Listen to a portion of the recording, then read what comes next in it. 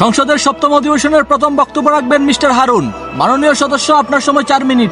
ধন্যবাদ মাননীয় স্পিকার। মাননীয় স্পিকার, আমাদের বাংলাদেশ মানুষের রঙে রঙে আঁকা এক ইতিহাস, ভালো মন্দ মিলিয়ে এই জাতির চিরন্তন বিশ্বাস। কেউ শেখায় ভালোবাসা, কেউ শেখায় জীবনের লড়াই, বৈচিত্র্যের এই বাংলাতেই ঐতিহ্যের দ্বীপ জ্বলে সদাই।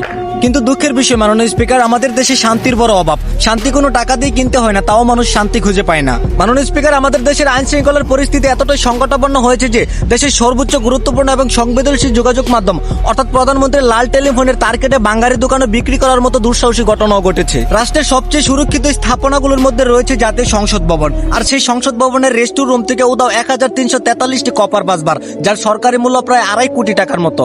মাননীয় স্পিকার, যে রাজ্যের রাজবাড়িতে চুরি ডাকাতি হতে পারে সেই রাজ্যের সাধারণ প্রজারা কতটা নিরাপত্তায় আছে তা হয়তো আপনার আর আমার জানার বাকি নেই।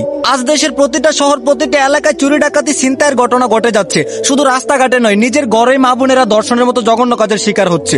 এমনকি গত 100 দিনে প্রায় 200 নারী ও শিশু নির্যাতনের ঘটনা আমাদেরকে স্তব্ধ করে তুলেছে। মাননীয় স্পিকার, আজ আমরা দেশের সর্বস্তরে ঘটনা টান দিলে দেখতে পাই মাদক কারবারিদের হাতে র্যাব পুলিশ সহ অনেকে আহত এবং নিহতও হয়েছে। যে দেশের আইনজীবীরা মাদক কারবারিদের হাতের শিকার হতে পারে সেই দেশ কতটা নিরাপদ হতে পারে তা আমাদের জানার বাকি নেই। মাননীয় স্পিকার, এদেশের প্রত্যেকটা ফ্যামিলিতে আজ মাদকের জন্য অশান্তি। কখনো কখনো ছেলে তার মাকে মারধর করে, আবার কখনো কখনো স্ত্রীকে অত্যাচার করে শুধু মাদকের টাকার জন্য। মাননীয় স্পিকার, এই অশ্লীল সমাজ তৈরি হওয়াটা নেশাখোরদের দোষ না, সম্পূর্ণ আইনের দোষ। কারণ আইন যদি সঠিক ও ন্যায় পথে চলতো তাহলে আমাদের দেশের সাধারণ মানুষ কখনো নেশা আসক্ত হতো না। মাননীয় স্পিকার, উপরোক্ত আলোকে বিবেচনা করে দেশ ও দেশের মানুষকে নিরাপদে রেখে সন্ত্রাস দমন করে অনৈতিক কার্যকলাপ বন্ধ করুন। ধন্যবাদ মাননীয় স্পিকার।